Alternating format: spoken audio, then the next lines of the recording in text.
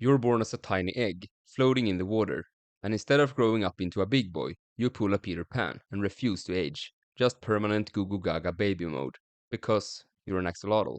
You eat worms, insects, and small fish, basically anything that fits in your mouth. While foraging for food, a stork snaps your leg clean off.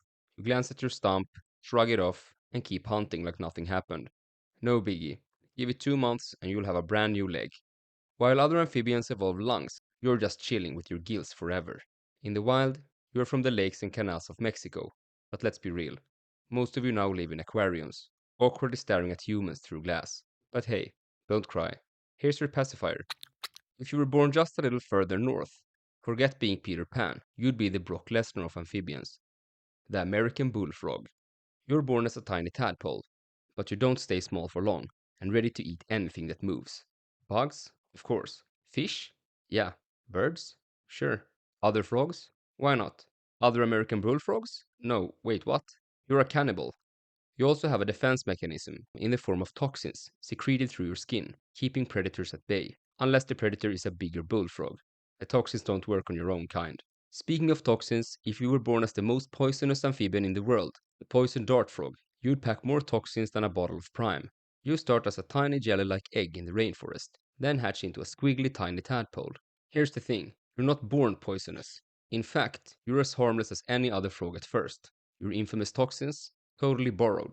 As you snack on toxic ants, mites, and other critters, your body absorbs their poison and transforms them into batrachotoxin, a chemical so powerful it can stop a predator's heart in a second. And get this, without your wild diet, you're nothing special. Captive dart frogs don't produce any toxins at all. But back in the rainforest, your neon colors serve as a billboard, screaming, "F around and find out." And if you're unlucky, a human might hurl a rock at you just to kill you and gather poison to dip their spear or arrow in. So yeah, you got your name from your number one predator, humans. But at least you can see them coming, unlike if you were born as the African clawed frog. You start your life in murky swamp water, basically liquid dirt, where the sun barely makes it through. Not that it matters, because even if the water were clear, your terrible eyesight wouldn't let you see much anyway. Your terrible eyesight isn't just a struggle when it comes to spotting predators, it turns hunting into a nightmare. You flail around, snapping at whatever you can, praying it's edible. Sometimes you score a tasty bite, but more often than not, it's just a mouthful of mud. On the other hand, your claws are perfect for digging into the mud. When things get tough, you go "F this" and bury yourself in the mud, sometimes even going into hibernation for years, like the Avatar. In captivity, you become a popular aquarium pet. Sounds good, right? Nope. People keep tossing you into the wild, where you carry diseases that can devastate native frog populations. Despite being a walking plague and almost being blind, at least you don't have to worry about being too big for your own good. But now, you're born as a Goliath frog, where size becomes your biggest issue.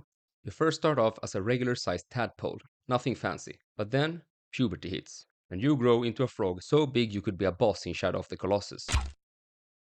We're talking over a foot long and heavy as a bowling ball. Congrats, you're officially too large to live a normal amphibian life. Your size makes you an easy target for predators. Birds, crocodiles, and humans all have one thought when they see you: let's feast. And just when you thought life couldn't get more exhausting, you're stuck doing manual labor. To protect your eggs, you move rocks and build ponds. And no, you don't get paid.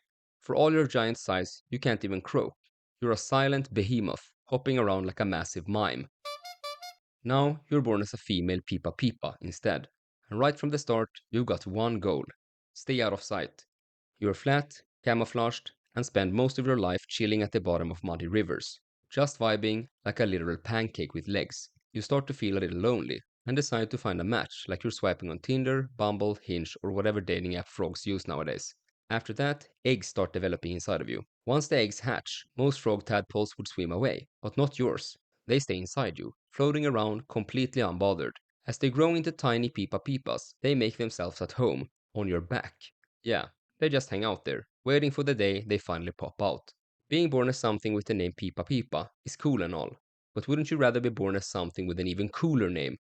You're now born as a baby hellbender. You're practically an OG of the amphibian world. Your species dates back over 160 million years. So while you were underwater doing basically nothing, the Dilophosaurus were running around on land. You're slow, like really slow. You make a sloth look like Usain Bolt. And somehow your vision is so bad it even makes the African clawed frog look like a hawk. You can barely see anything. Your eyes are practically useless. But despite all of that, you're pretty long lived. As a hellbender, you will live for about 30 years. So while you may be slow and blind, you're basically the grandparent of amphibians, surviving through the ages while the world around you changes. And you have a cool ass name.